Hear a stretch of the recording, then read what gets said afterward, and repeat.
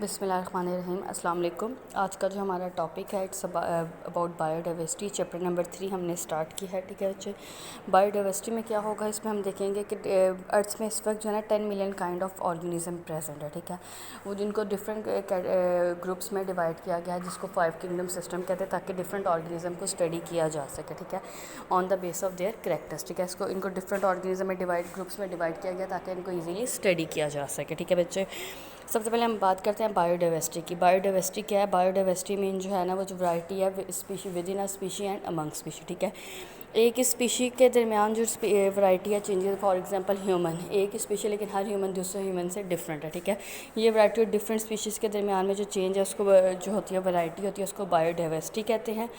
Biodiversity basically major करती है कि एक इकोसिस्टम में कितनी टाइप ऑफ ऑर्गेनिज्म प्रेजेंट है। ठीक है, दो टाइप ऑफ आपकी बायोडाइवर्सिटी है। प्लांट की बायोडाइवर्सिटी को कहते हैं डाइवर्सिटी को कहते हैं फ्लोरा, और एनिमल की डाइवर्सिटी को कहते हैं फ्यूना। ठीक है, जो इसकी जो बायोडाइवर्सिटी है वो डिफरेंट रीजन पे डिपेंड करती है on the base of their altitude, soil किस तरह की वहाँ पे प्रेजेंट है और कौन सी स्पीशीज़ दूसरी प्रेजेंट है, उसकी बेस पे बायोडाइवर्सिटी डिपेंड करती है। ठीक है, अर्थ के जो बायोडाइवर्सिटी है वो हर जगह इक्वल नहीं है। ठीक है, जो ट्रॉपिक रीजन है वहाँ पर बायोडाइवर्सिटी ज़्यादा है। टेम्परेट रीजन पे भी कुछ स्पीशीज़ प्रेजेंट होती हैं, लेकिन जो पोलर रीजन है वहाँ पे स्पीशीज़ बिल्कुल भी प्रेजेंट नहीं होती हैं। ठीक है, इस वक्त जो ज़मीन में बायोडाइवर्सिटी है वो 4 बिलियन ईयर अगो की एवोल्यूशन की वजह से। ठीक है, 4 बिलियन ईयर अगो जो है ना ऑर्गेनिज्म जो प्रेजेंट थे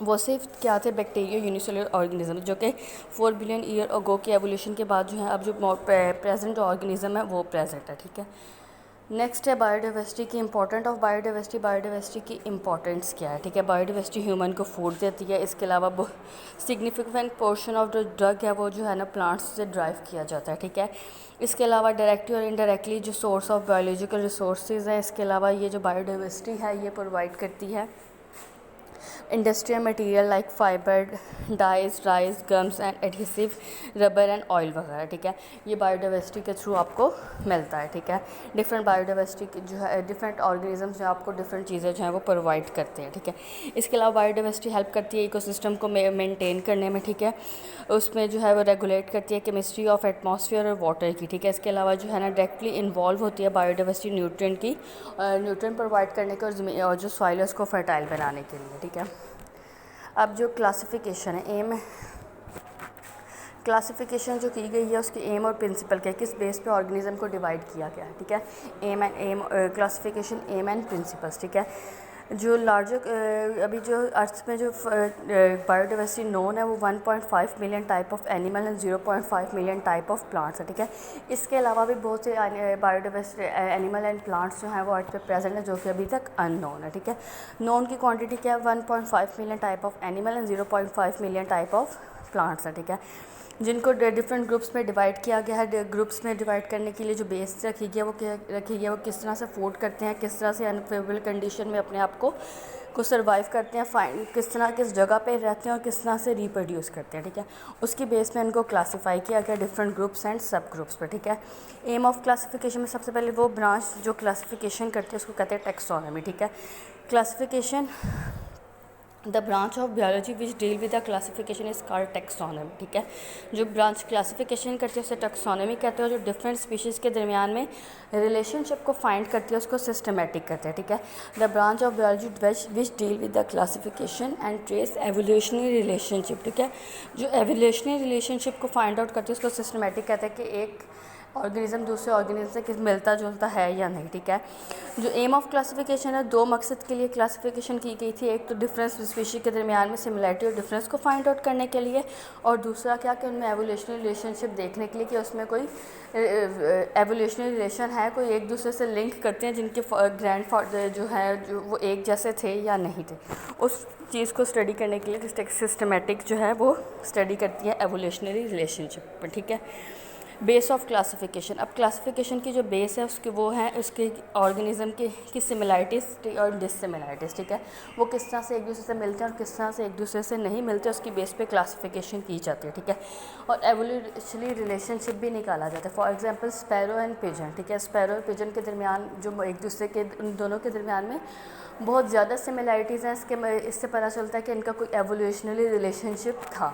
अब ये दो डिफरेंट स्पीशीज से बिलोंग करते हैं, लेकिन जिस स्टार्टिंग में इन दोनों की कोई एवोल्यूशनरी रिलेशनशिप था एज़ कम्पेयर टू इंसेक्ट और स्पीशी। एक बर्ड जो है वो एक दूसरे से डिफरेंट है, इस ये शो करते हैं इनमें कोई रिलेशनशिप नहीं था, ठीक है। जो क्लासिफिकेशन की बेस है वो क्या है, उसका एक्सटर्नल और इंटरनल स्ट्रक्चर है, ठीक है, स्टेज ऑफ डेवलपमेंट है और उसका डीएनए है, ठीक है। डीएनए जो है वो मैच किया जाता है, मॉडर्न जो टेक्निक है वो यूज़ की जाती है। कौन कौन सी बेस हैं? बेस पे क्लासिफिकेशन होती है एक्सटर्नल और इंटरनल स्ट्रक्चर पे, स्टेज ऑफ डेवलपमेंट पे और डीएनए की बेस पे जो है क्लासिफिकेशन की जाती है, ठीक है। नेक्स्ट है टेक्सोनोमिक हायरार्की। जो ऑर्गेनिज्म को डिफरेंट ग्रुप्स में डिवाइड किया गया है उस ग्रुप को कहते हैं टेक्सोनोमिक कैटेगरी या टेक्सा, ठीक है। जो टेक्सा जो है उसको डिफरेंट लेडर की फॉर्म में अरेंज किया गया जिसे कहते हैं टेक्सोनोमिक हायरार्की, ठीक है। सबसे बड़ा जो टेक्स है वो है किंगडम, उसके बाद जो है फर्दर जो है उसके जो स्मॉलर टेक्स हैं उसमें डिवाइड किया गया है, ठीक है। जिस तरह से सबसे स्मॉलर जो टेक्स है वो क्या है, फाइलम, ठीक है। फाइलम बना होता है different phylum, class, order, family, genus and species, ठीक है। ये टेक्स है, स्मॉलर टेक्स हैं, ठीक है।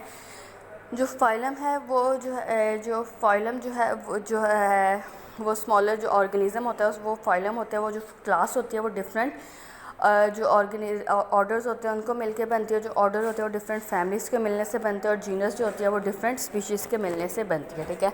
तो ये आपकी 5 किंगडम सिस्टम है। जो अगर आप नीचे से स्टार्ट किए, जो स्पीशीज़ मिलके जीनस में आती है, जीनस मिलके फैमिली, फैमिली मिलके ऑर्डर, ऑर्डर मिलके क्लास और क्लास मिलके फाइलम बनाते हैं जो कि ग्रुप ऑफ ऑर्गेनिज्म होता है, ठीक है। अब हम बात करते हैं स्पीशी की। स्पीशी किसे कहते हैं? स्पीशी की डेफिनेशन क्या है? स्पीशीज़ ऑर्गेनिज्म हैं जो कि इंटरब्रीड कर लेते हैं, फ्रीली नेचुरली इंटरब्रीड करते हैं और प्रोड्यूस करते हैं ऑफस्प्रिंग जो कि फर्टाइल होता है, ठीक है, जो कि फर्दर रिप्रोड्यूस कर सके, ठीक है। इसको कहते हैं species. Species is the organism that interbreed freely and produce fertile offspring, ठीक है। स्पीशीज जो है उसकी अपने स्ट्रक्चर होते हैं, अपने करेक्टरिस्टिक्स होते हैं, इकोलॉजिकल और बिहेवियल जो है उसका करेक्टर होता है। हर स्पीशीज जो है वो दूसरी स्पीशीज से डिस्टिंक्ट करती है, डिफरेंट करेक्टर्स होते हैं उसके, ठीक है। अगर आपने स्पीशी की डेफिनेशन देखी तो उन्होंने बात की है कि नेचुरल इंटरब्रीडिंग, ठीक है। अगर इन नेचुरल इंटरब्रीडिंग होते हैं जो कि आर्टिफिशियल इंटरब्रीडिंग कराई जाती है उसमें जो ऑर्गेनिज्म प्रोड्यूस होते हैं वो अनफर्टाइल होते हैं। अनफर्टाइल मतलब वो फर्दर प्रोड्यूस रिप्रोडक्शन नहीं कर सकते, ठीक है। जिस तरह अगर मेल डंकी और फीमेल हॉर्स के दरमियान में जब अनफर्टाइल जो आर्टिफिशियल फर्टिलाइजेशन करवाई जाती है तो इंटरब्रीडिंग कराई जाती है तो जो म्यूल प्रोड्यूस होता है वो क्या होता है, वो अनफर्टाइल होता है, इनफर्टाइल होता है, वो आगे से फर्दर रिप्रोडक्शन नहीं कर सकता, ठीक है। तो ये आपका जो है आज का टॉपिक है, ये आप लोग देख लीजिएगा। इसमें बेसिकली सब में जो है ना शॉर्ट क्वेश्चन इंट्रोडक्शन है जिसमें शॉर्ट क्वेश्चन ही मोस्टली टॉपिक्स में से आते हैं, ठीक है। तो आपने इनको अच्छी तरह से याद कर लें, ठीक है। थैंक यू, अल्लाह हाफ़िज़।